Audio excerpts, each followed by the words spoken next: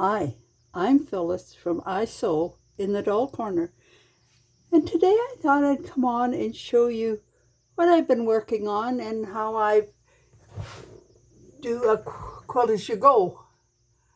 I have done it 2 or 3 different ways, and I'm trying it this way now and to see how I like this way. So how I do it is it doesn't matter about your block. It can be any quilt blocks you want to use. I have this scrappy quilt block that I've made a bunch of, and so I've got a batting the same size as my quilt block, and I made this backing 3 inches larger. I fold it in quarters,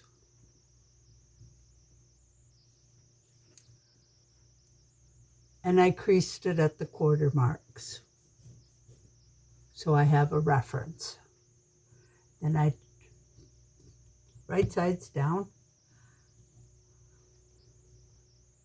I put my batting and my quilt block is the same size, and I match up this crease mark with the center of my block, and the center here goes with the crease marks I made in the quarter marks. So that should be, my block should be on there fairly square. So with that done, I pin it, press it, get it nice and even and smooth. Then I pin it or spray glue it. Just a little bit of glue on both sides of the batting and put it in place. So when that's done, then I quilt it. And with this block, I just quilted it.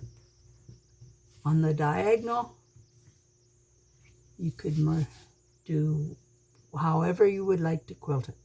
I only went the one way because I didn't feel I needed to go this way as well, because it would have been all right, but no, I didn't think it was necessary. So, and then when I get that done, I make sure I've got my sides fairly well trimmed up, which this one has to be trimmed a bit, yeah. Then I fold my edges down like this, all the way around. And like this. And that, go back here. If I fold it down here and leave a crease mark here, and then fold this over like this,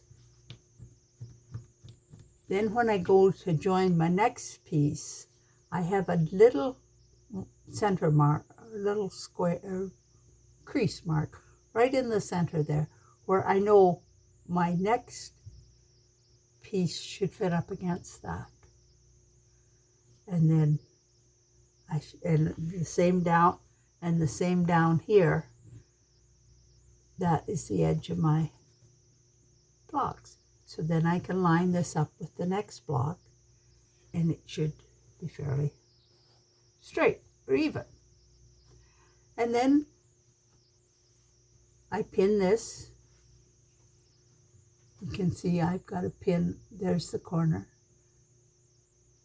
And then I will just sew down right through there. Right along there I'll sew. And when that's sewn on,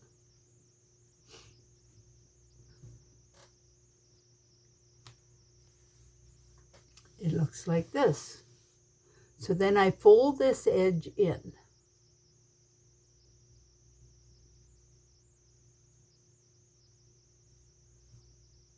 And give it a press. And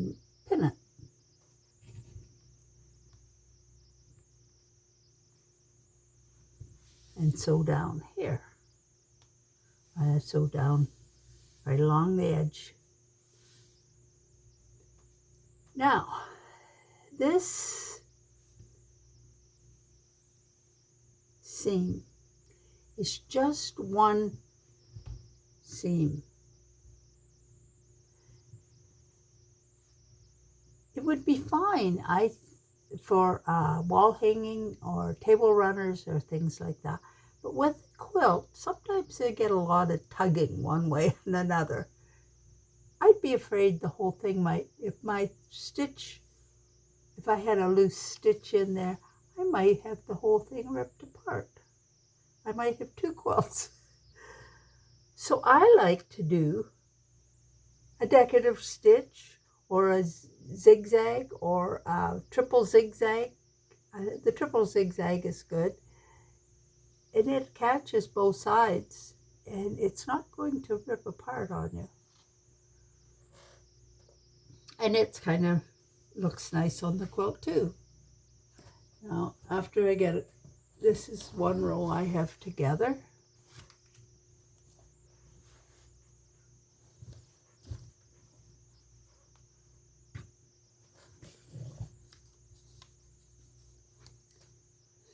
So this, you can see I have did my stitch all down here.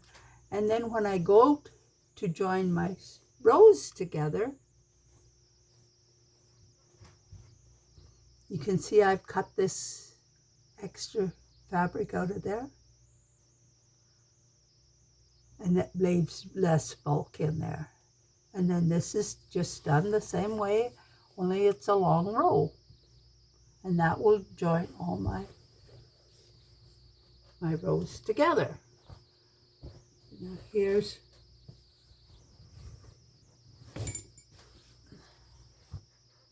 a section. I have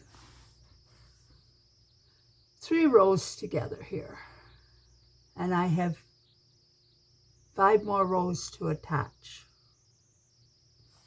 on this. So I think it's turned out. I got a little pucker there, but you're not supposed to show your mistakes on these quilts. So anyway, it'll make a good serviceable quilt. As I say, a blind man would be glad to sleep under my quilts. And most other people would too.